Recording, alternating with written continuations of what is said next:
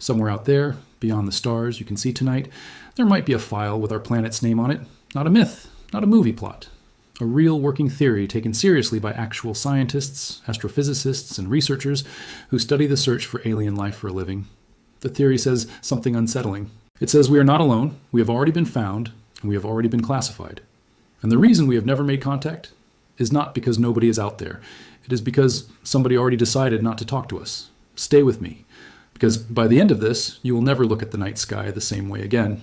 In 1950, a physicist named Enrico Fermi was having lunch with his colleagues at one of the most secretive science facilities on Earth, the same lab that helped build the atomic bomb. The conversation turned to flying saucers and the idea of life beyond our planet. And then Fermi asked a question so simple, so direct, that it has haunted scientists for over 70 years. He just said, "Where is everybody?" Think about the math for a second. Our galaxy alone contains somewhere between 200 and 400 billion stars. Scientists now estimate there could be 6 billion Earth-like planets just in the Milky Way. The universe is over 13 billion years old, but modern humans have only existed for about 200,000 years, a blink of an eye in cosmic time, which means if intelligent life exists anywhere else, there has been more than enough time, billions of years of time, for another civilization to rise, develop technology, and spread across the galaxy long before humans ever stood upright. So if the odds say they should be out there, and if they have had all this time to find us, why has there been nothing? No signal, no visit, no proof, just silence. Scientists call this the Great Silence, and it is one of the biggest unsolved problems in modern science. For decades, researchers have tried to explain that silence. Maybe intelligent life is rarer than we think. Maybe civilizations destroy themselves before they can reach the stars. But there is one explanation that refuses to go away, one that keeps showing up in real scientific papers, real conferences, and real debates among the people who study this for a living. It is called the zoo hypothesis, and it does not say aliens are absent. It says the opposite. It says they are here, watching, and they have made a deliberate choice to stay hidden. The idea was first written down in 1973 by an astronomer named John Ball. His theory was simple but chilling. Advanced civilizations, ones that are thousands or even millions of years ahead of us technologically, may have agreed to leave young civilizations like ours alone, not because they cannot reach us, because they choose not to interfere. Just like a zoo keeps animals in an environment that looks natural, without cages they can see, without obvious human contact, so the animals behave the way they would in the wild, these civilizations may be doing the same thing to us, letting us grow, letting us evolve, letting us believe we are alone, while quietly making sure we never know we are being observed. But here's where it gets even stranger. John Ball did not stop there. He also proposed something darker, something he himself admitted was unsettling. He called it the laboratory hypothesis. In this version, Earth is not just a protected nature reserve, it is an active experiment. Humanity is not simply being left alone to grow. We are being studied, tested, and monitored, the way scientists study a controlled environment to see what happens next. Ball described this idea using the words morbid and grotesque, and even he seemed uncomfortable with what it implied. Because if this version is true, then every war, every discovery, every leap forward humanity has made might not have been entirely our own. It might have been watched, recorded, and measured by something far older than us. Now you might be thinking, this sounds like science fiction. But here's the part that should make you pause. Long before John Ball ever wrote his paper, a Russian scientist named Konstantin Tsiolkovsky, one of the founding fathers of modern rocket science, proposed almost the exact same idea decades earlier. He suggested that humanity might be living under what he called a quarantine, deliberately isolated by other civilizations to protect our independent development. Two scientists, working in completely different eras, completely different countries with no connection to each other, arrived at strikingly similar conclusions. That is not the kind of coincidence you can easily dismiss.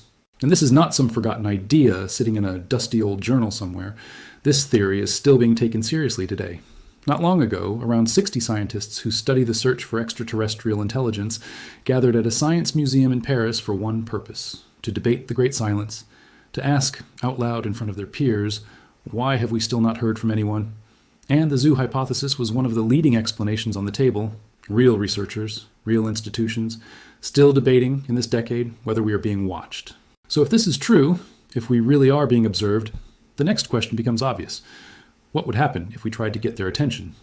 Some scientists have proposed something bold, sending a deliberate, structured signal out into space, not random noise, but something unmistakably intelligent, like a sequence of prime numbers. The logic is simple but powerful. If nobody is out there, nothing happens, and we lose nothing. But if the zoo hypothesis is correct, if something intelligent really is quietly watching from the shadows, then a clear, undeniable signal of intelligence coming from the so-called animals in the exhibit would be impossible to ignore. It would force a reaction. It would mean the silence was a choice all along, not an absence. There's also a more modern piece to this puzzle, something happening right now, not decades ago. A Harvard astrophysicist named Avi Loeb has been leading something called the Galileo Project, and his approach flips the entire search upside down. Instead of pointing telescopes at distant stars, hoping to catch a radio signal from light years away, his team is searching much closer to home, right here in our own solar system, looking for physical evidence, possible artifacts, anything that might suggest we're not just being watched from a distance, but that something has already been here. Critics, of course, push back hard on all of this. Some scientists call the zoo hypothesis deeply flawed, even arrogant. Their argument is this: for the zoo hypothesis to be true, it assumes humanity is somehow special enough to deserve this kind of careful, secret protection. It assumes we are the center of attention in a universe with billions of galaxies. And that idea directly violates something called the Copernican principle, the basic scientific assumption that humans are not special, that we do not occupy some privileged position in the cosmos.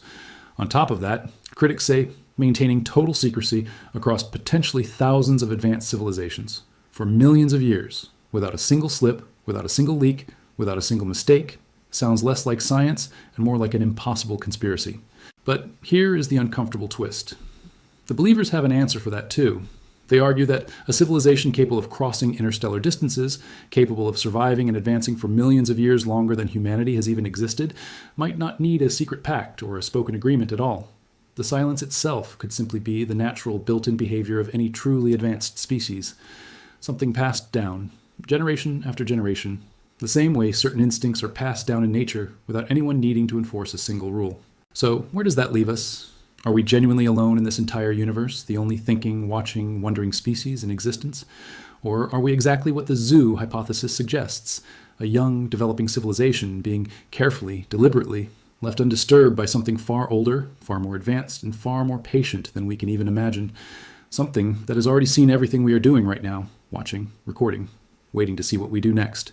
And if that is true, then somewhere out there, beyond everything we can see or measure or detect, there really might already be a file with Earth's name written on it. The only real question left is this: if they are out there, and if they are watching, what do you think they have written about us so far?